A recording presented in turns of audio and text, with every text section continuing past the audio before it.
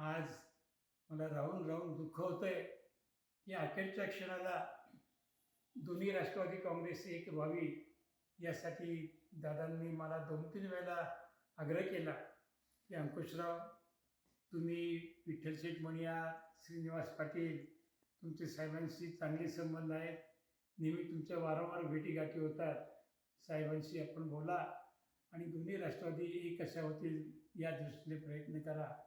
आम्ही आमच्याकडनं जेवढे प्रयत्न करता येणं शक्य होते तेवढे मी आणि विठ्ठल शेठ सातत्याने करत होतो, परंतु त्याला दुर्दैवाने काही यश येऊ शकलं नाही.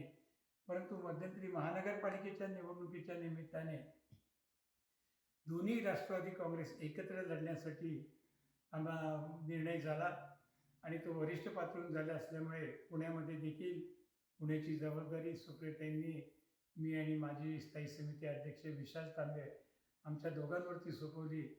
आम्हाला ऐन वेळेला आमचा पूर्वीचा अध्यक्ष आम्हाला सोडून गेल्यामुळे आमची थोडी पंचायत झाली होती, पण दादांशी चर्चा करत असताना बऱ्यापैकी वाटाघाटी झाल्या आणि त्यावेळी दादा म्हणत होते की काय नेमकी माशी कुठे शिंकली माहिती नाही. खरं म्हणलं तर आपण 12 डिसेंबरलाच एकत्र येणार होतो, पण तू येऊ शकलो नाही. ठीक आहे, निवडणुकीनंतर आपण निश्चितच एकत्र येऊया, अशा पद्धतीचं त्यांचं बोलणं देखील झालं होतं. त्यांची आणि माझी आणि विशाल तांबेंची 2-3 वेळेला रात्री उशिरापर्यंत बैठक व्हायची. शेवटच्या दिवशी तर आम्ही दादा आमच्याबरोबर 2:30-3 पर्यंत होतो आणि आम्ही ते सकाळी 7 वाजता बाहेर पडलो आणि AB फॉर्म वगैरे दिले. दुसऱ्या दिवशी शेवटच्या दिवशी सुद्धा 2 वाजेपर्यंत AB फॉर्म देण्याची मुदत होती. दादांना त्या दिवशी बीडला जायचं होतं. बीडला एक काहीतरी कार्यक्रम होता. आम्ही आतमध्ये AB फॉर्म देणं घेणं किंवा बाकी चर्चा चालली होती, पण दादांनी आवर्जून मला आवाज दिला, अंकुशराव, मी बीडला निघालो आहे, तुम्ही आणि विशाल सगळं व्यवस्थित करा, आपण चांगल्या पद्धतीने निवडणूक जिंकू, असं सांगितलं. ते शेवटचे शब्द माझ्या कानावरती अजून घुमत आहेत. त्यानंतर जाहीरनामा प्रकाशनामध्ये सुप्रियाताई आणि दादा एकत्र आले. तो देखील अतिशय एक मणिकांचन योग होता आणि असाच योग यापुढे देखील यावं असं मला वाटतं. दादांच्या हयातीमध्ये दोन्ही राष्ट्रवादी एक झाली असती तर त्यांना देखील आनंद झाला असता. एक जनभावना सुद्धा आहे आणि दोन्ही पक्षांच्या वतीनं सुद्धा त्याबाबतचे प्रयत्न पूर्वी सुद्धा झालेले आहेत आणि याबाबतचा जो काही निर्णय असेल तर दोन्ही पक्षश्रेष्ठी ठरवतील.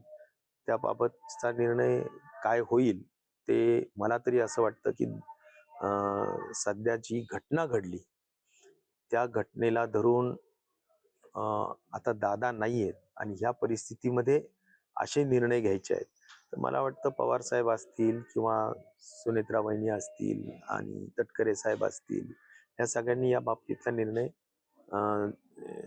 जो काही असू शकेल तो निश्चित प्रकारे घ्यावा अशी आमच्यासारख्यांची जनभावना आहे. सर, दादा हयात असताना त्यांची काय भूमिका होती? जसं तुम्ही म्हटलात की जिल्हा परिषदेनंतर एकत्र येण्याची बैठका वगैरे. दादा हयात असताना ज्या आमच्याही काही बैठका झाल्या त्याच्यातही एक नक्कीच की त्यांची इच्छा होतीच की एकत्र यावं आणि त्या अनुषंगाने त्यांनी आम्हालाही बऱ्याचदा बोलून दाखवलं होतं. दादा सोबत कोण होते म्हणजे असं बैठकीला?